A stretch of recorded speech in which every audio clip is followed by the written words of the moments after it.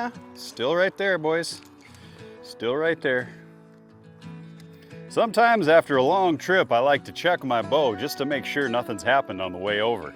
You never know how people take care of your equipment.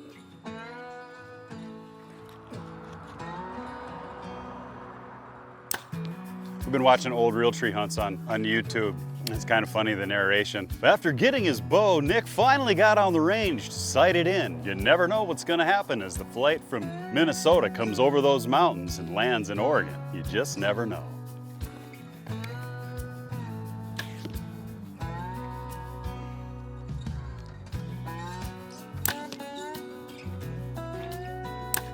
But man, that thing's shooting great.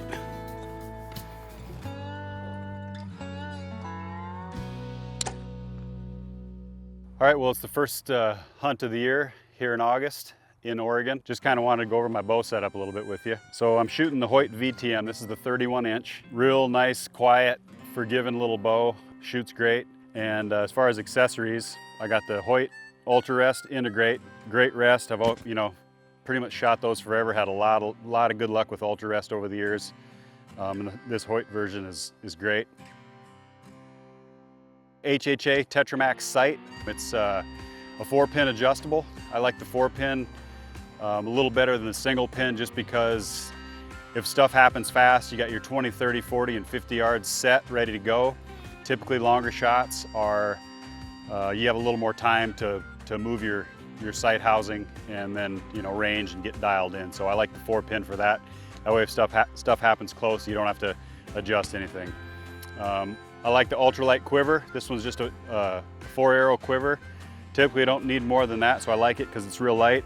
And then on the front I got the go sticks, which are nice if you're hunting out of a blind. You can just set your bow on the ground. Even have them on if you're elk hunting. You can set it down. If you go to your knees, you have to do something. It's ready to go. You don't have to lay your bow down. And then I've got the Tacticam adapter on the end of my stabilizer up here. You can also put a stabilizer down here, a little shorter one. But I like it up here. It puts it a little bit higher and it's kind of right down the pipe a little bit better. But this is kind of my setup. I'm shooting a 8 grain per inch arrow. Total weight with a 100 grain insert is like right around 460.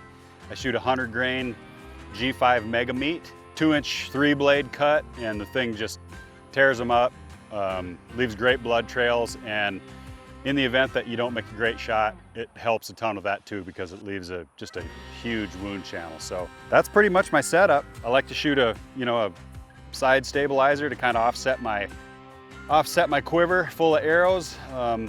Typically, if I'm in a blind, I'll take my quiver off, but I like to shoot with it on. It makes it a lot easier to get a second shot if you need it, and just kind of stabilizes everything and makes it a little bit heavy to just kind of get locked in there. But the Hoyt bows are the best in the business in my mind, and been shooting them a long time, and this VTM has been a great bow so far. So we'll give it a try this week here in Oregon, and maybe we can get our first blacktail. So it's gonna be a lot of fun.